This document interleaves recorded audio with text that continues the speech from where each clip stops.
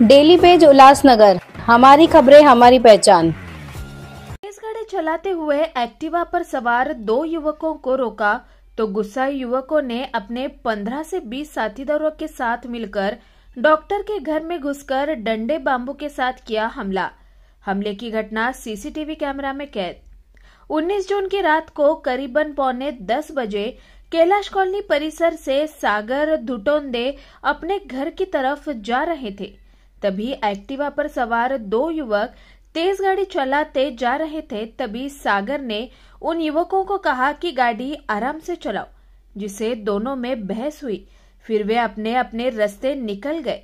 लेकिन रात के करीबन 12:15 बजे एक्टिवा वाले दोनों युवक अपने 15 से 20 साथियों के साथ कुर्ला कैंप फिनिक्स अस्पताल के सामने सागर के घर में घुसे और डंडे बांबू से पूरे परिवार पर हमला करना शुरू कर दिया। इस हमले में सागर और उनके भाइयों को काफी गंभीर चोटें पहुंची थी।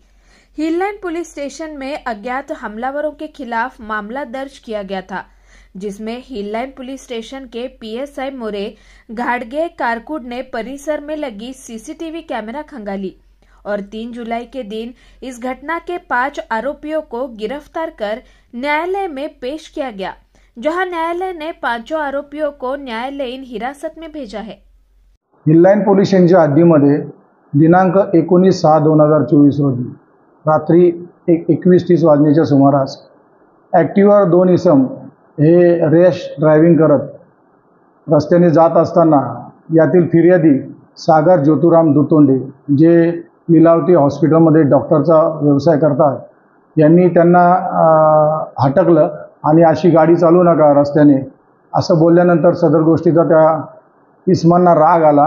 राग आल्यानंतर त्या 2 अनोळखी इसमांनी आपले इतर साथीदार यांना बोलवले। असे 15-20 साथीदार यांनी कैलास कॉलनी या ठिकाणी त्यांचे साथीदार बोलून सदर डॉक्टर आणि त्याच्याबरोबर त्यांचे भाऊ यांना त्या ठिकाणी असलेल्या लाठ्या आणि बॅट याच्याने दुखापती केलेल्या आहेत।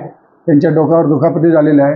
गंभीर दुखापती झाल्यामुळे सदर बाबत 20/6/2024 रोजी हिल लाइन पोलीस स्टेशनला 556/24 भादवी कलम 324, 326 व गर्दीचे कलम याप्रमाणे गुन्हा दाखल करण्यात आला।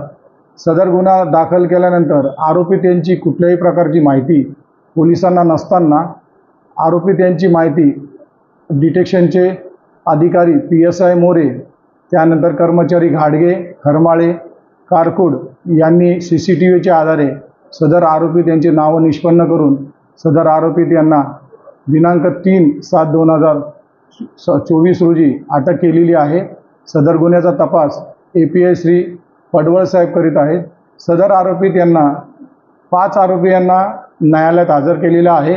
न्यायालयाने त्यांची मॅजिस्ट्रेट कस्टडी दिलेली आहे आणि सदरचा गुन्हा हा काही माहिती नसताना आरोपी यांची कर्मचारी अधिकारी यांनी सीसीटीव्हीच्या आधारे माहिती घेऊन सदरचा उल्लेखनीय कामगिरी केलेली आहे।